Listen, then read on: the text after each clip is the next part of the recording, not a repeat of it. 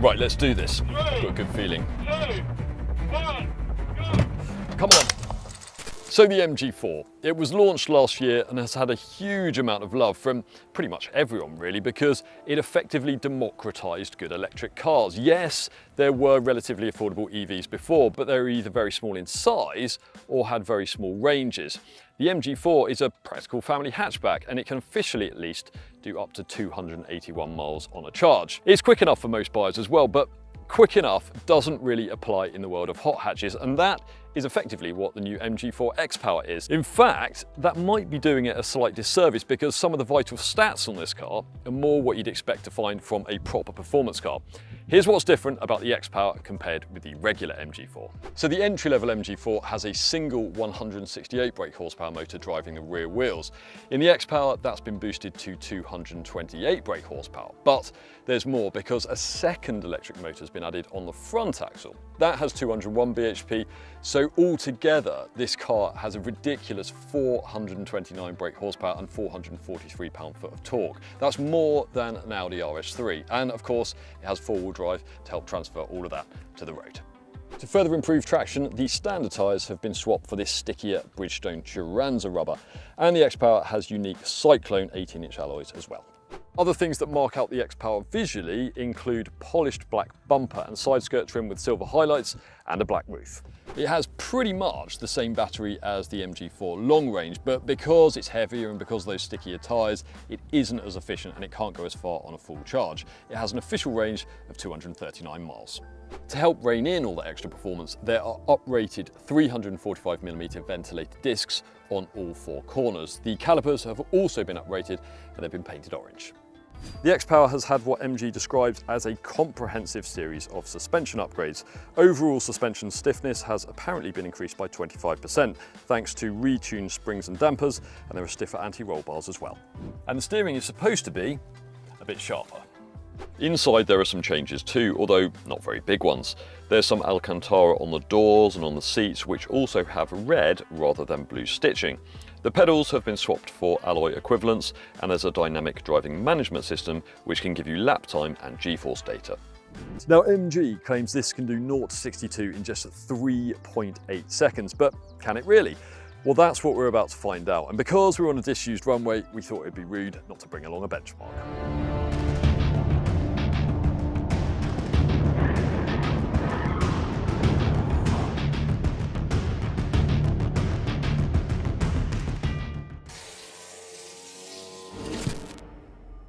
Hello there. So Neil, why have we chosen the Audi e-tron GT? It seems a bit unfair because that car costs more than twice as much as this MG. Well, we were actually planning on bringing along our favourite performance car, which is the Porsche Taycan 4S. And we did ask Porsche if we could have one, and they asked us, quite rightly, what we would be doing with it. And we answered honestly and said we'd be taking part in a drag race, to which they followed up with, what car will we be drag racing against? And we told them an MG4. And after all that back and forth, we were then finally told there wasn't a Taycan available. So make of that what you wish. But in reality, it doesn't actually matter, because the car we've got here today is essentially the same. The Audi e-tron GT has the same platform as the Taycan. It has the same 83.7 kilowatt hour battery, and it even has the same output, 523 brake horsepower from its twin electric motors. So that makes this quite a bit more powerful than your MG4. But I do need to caveat that with the fact you only get that maximum amount of power for 2.5 seconds, and that's when you're in launch control mode. After that, you have to make do with a measly 469 brake horsepower. And this car weighs quite a lot more than your MG4. It weighs well over 2 tons. Do you think the MG stands any chance at all? I mean, Audi say that this will do 0 to 62 miles an hour in 4.1 seconds, so your MG4 on paper is quite a bit quicker. But today we are drag racing them down 1/4 mile. So even if that gets to 60 miles an hour quicker than this, and that's a big if, I reckon by the end I can catch you and pass you. Right, well I think that's enough pre-race chat. Should we get on with this? Let's get on with it.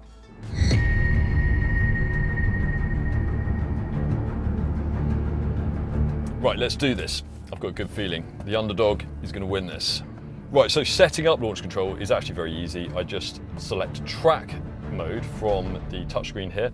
Then I put my left foot on the brake as hard as I can, right foot down on the accelerator, watch the power build up, it holds at 66%, and then lift off the brake, and I should absolutely launch down this runway and smash the e-tron GT.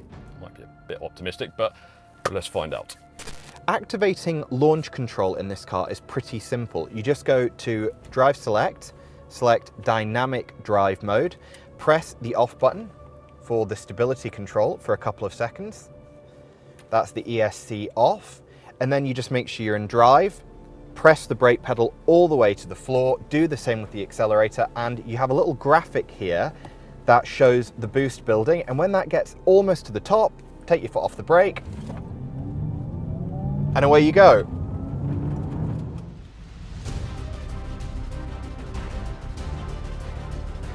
Okay, 3, 2, 1,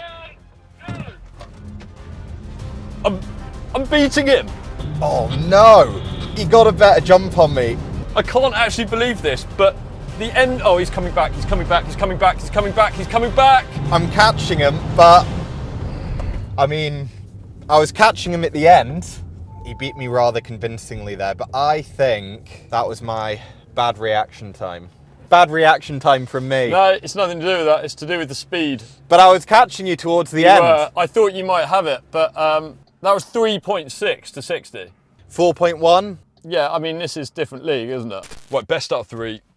You can do this. One more win, MG, and you have taken down an e-tron GT that costs more than twice as much money. Let's go. Right, so that first run didn't go that well, but I think I have to admit I was a little bit delayed off the line. So I'm going to try and go on the B of the bang on this one, and hopefully by the end I'll have caught him. 3, 2, 1, go! Come on. Similar launch, I'm well ahead, I'm well ahead. He's coming back. Can I hold him off? Can I hold him off? Can I hold him off? Yes! It's done it! 2 out of 3. That was extremely close that time.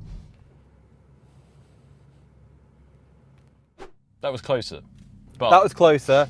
the MG is just better. It just gets off the line a bit It's better. just better. It's a better car. It's not a better car. It is. It's not, okay, it might be quicker in a straight line, It's a better but car. in every other metric, this is better. Money. That's better. It's £36,000. Yeah, but it you know, has. the interior you get in this is worth it. It does have a nicer interior. And it I'll handles give you that. better, and it stops better. It does. Right, so we are going to have one final race. The MG has already won this. We said best out of 3, and it's 1-2. So even if the Audi e-tron GT wins the next one, it's not enough. But for some reason, Neil thinks that this time, even though there's no skill involved really, all he's got to do is engage launch control, release the brake, and go as fast as the car can go. He thinks it's going to win. So I'm going to humour him, and we're going to prove that he's wrong. Will doesn't seem keen about doing a third race, but I need to regain some dignity and have at least a decent go here. So let's see if I can get this off the line any better than I did on the first 2 runs. 3,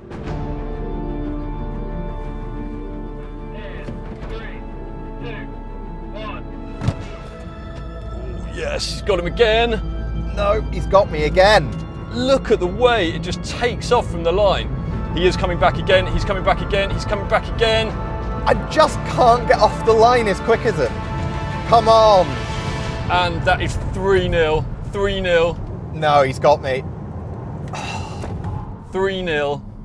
No doubt, the MG is the champion. It is faster, not only to 60 than an e-tron GT, so basically a Porsche Taycan 4S, but on the quarter mile as well. That is absolutely astonishing. What did it do that time? 3.7, so it's actually slightly slower, and it's still won actually by a slightly bigger margin. So 3-0 nil.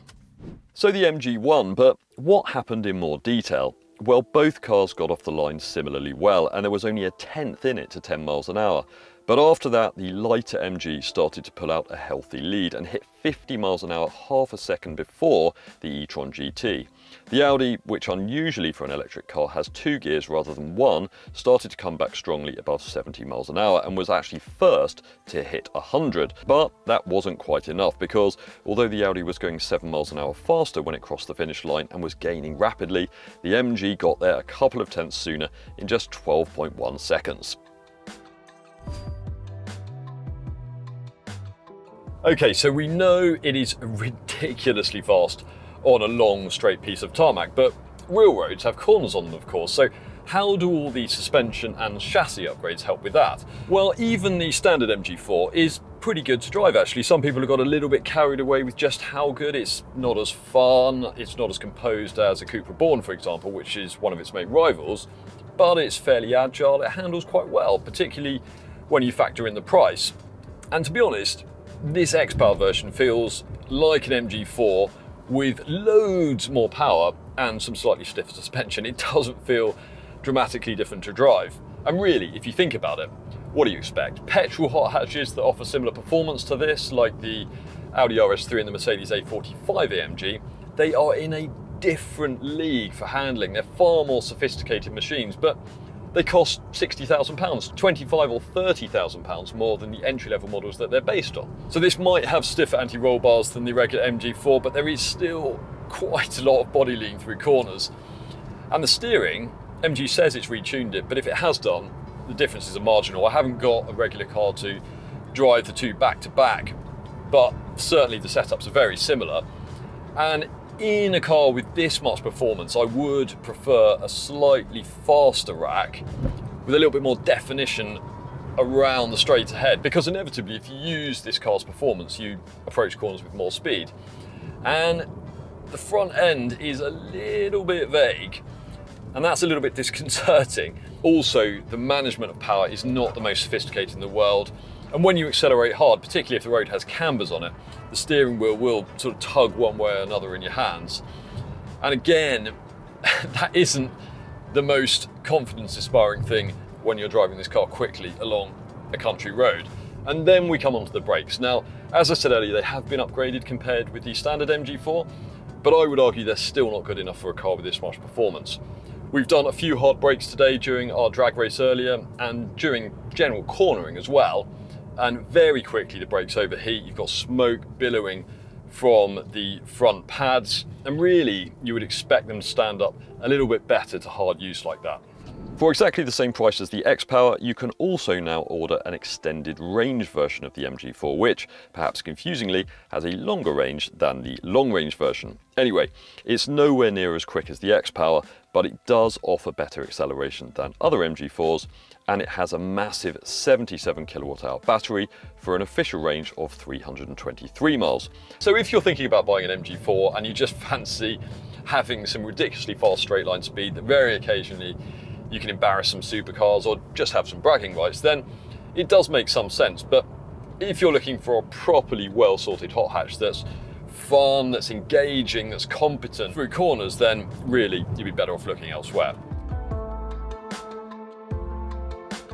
But for lots more information about all versions of the MG4, head over to our website whatcar.com, where you'll find our detailed written review. You can actually shortcut straight there by clicking the link at the top. We hope you've enjoyed this video. If you have, we'd really appreciate it if you could give it a like, leave us a comment below and let us know what you think of the MG4 XPOWER. And for lots more car reviews, car news and drag races like this, of course, make sure you subscribe to our channel. Thanks for watching, and we'll see you next time.